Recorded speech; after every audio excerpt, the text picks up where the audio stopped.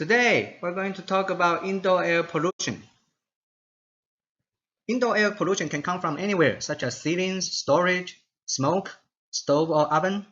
We spend a lot of time indoors, so it is very important for us to understand. Some of the common indoor air pollutants include carbon dioxide and biological contaminants, and also tobacco smoke and radon from building materials. And others include volatile organic compound and formaldehyde. In this class, we will talk about sources and characteristics of indoor air pollution and their health effects. And we will also talk about assessment of indoor air quality.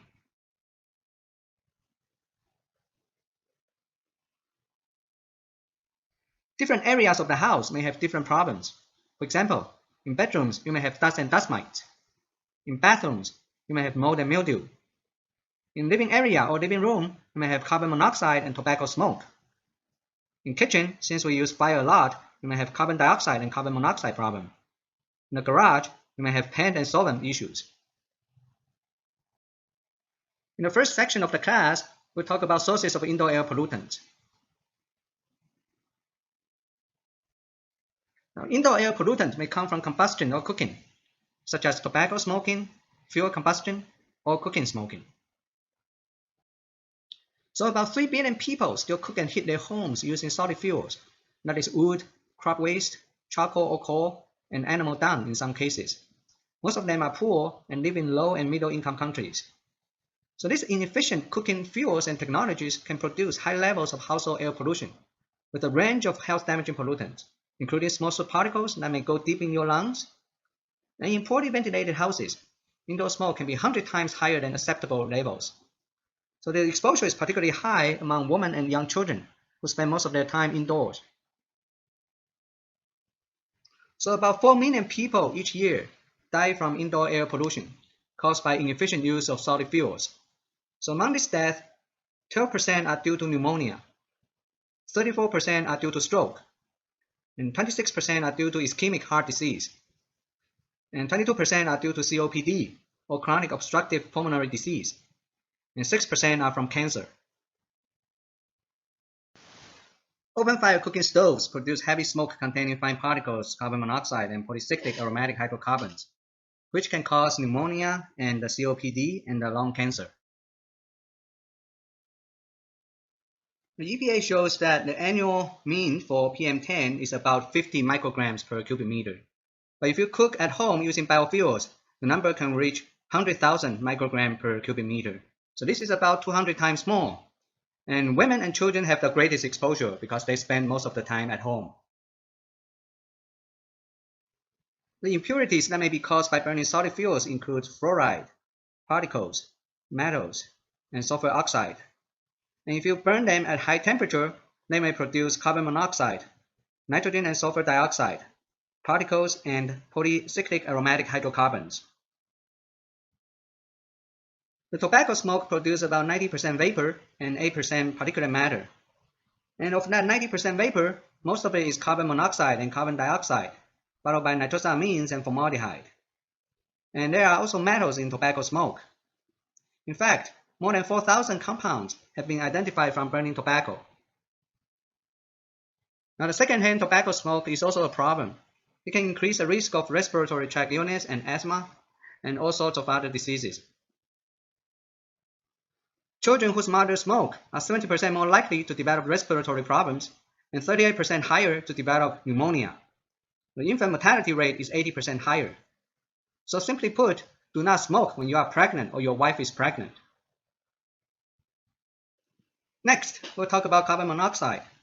Carbon monoxide is a colorless, odorless gas formed by incomplete burning of carbon-based fuels. It has affinity for hemoglobin about 250 times higher than oxygen. So what happens is that when carbon monoxide binds to hemoglobin or our red blood cells, the intoxication results in tissue hypoxia, meaning that the tissue is lack of oxygen. Carbon monoxide can come from all these places. It is especially a problem when the place is poorly ventilated. The symptoms for carbon monoxide poisoning include headache, dizziness, nausea, vomiting, irritation, sleepiness, confusion, and eventually will lead to death. Next, we'll talk about construction and decorative materials. Well, formaldehyde is one of the most ubiquitous indoor organic pollutants. It actually has a kind of a sweet smell. It's used in hundreds of products, including paints, plastics, and plywood. And it's also used as a preservative. It's added to medicines, cosmetics, textile, and some food containers. And radon comes from soil or building materials. Radon is a radioactive gas. That's why it's toxic. It's released from soil and rocks. The concentration indoors depends on the construction site and the building materials. And of course, the highest levels of radon occurs in the basement and on the ground floor. And since it's radioactive, if you breathe it in, it's going to cause lung cancer. This picture shows how radon enters a house in various ways. It mainly comes from the housing under a rock and geological background and the wall and floor tiles and other building materials. They can also come in by water, gas, and a variety of other equipment. The third one we're going to talk about is asbestos. Asbestos was commonly used for insulation and as a fire retardant in places such as cement floor and roof tiles, water pipes, and others. There is no acute toxicity for asbestos. However, long-term exposure can cause cancer later on. The major cancer caused by asbestos is malignant mesothelioma, which is a type of lung cancer. The fourth one is volatile organic compounds. They mainly come from a variety of solvent, adhesive, and other chemical products, from cleaning agent, pesticide, to office equipment.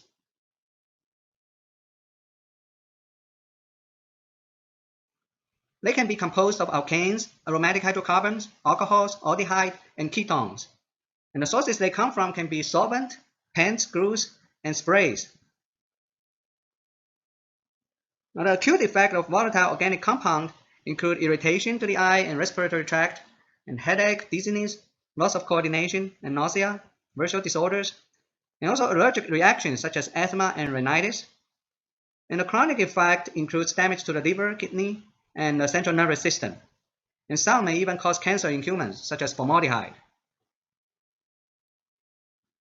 Formaldehyde can cause irritation to the eyes and nose and throat. It can also cause breathing difficulties and skin rash, and asthma and other allergic reactions. Now, pesticides may also be a source of indoor air pollution. Pesticides can come from insect repellents or mosquito coils. Now, it can cause acute poisoning and allergic symptoms. Indoor air pollution can come from animals such as your pet, dogs, cats, rabbits.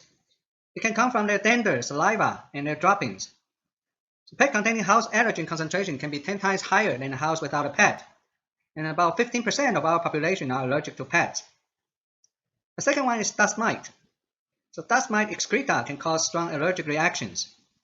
And the number of dust mites in the indoor air is related to indoor air temperature, humidity, and cleanliness. Biological pollutants also include mold-related diseases. Mold can cause airway and conjunctiva irritation. It can also cause headache, difficulty in concentration, and asthma and rhinitis. Legionella is a bacteria mainly present in the water system of modern buildings, such as the cooling tower water, condensed water, water tanks, and ice machine water, swimming pools, bath water faucet, and shower heads, etc. So it's mainly distributed by the air conditioning system. Okay? The bacteria are spread primarily through the indoor air.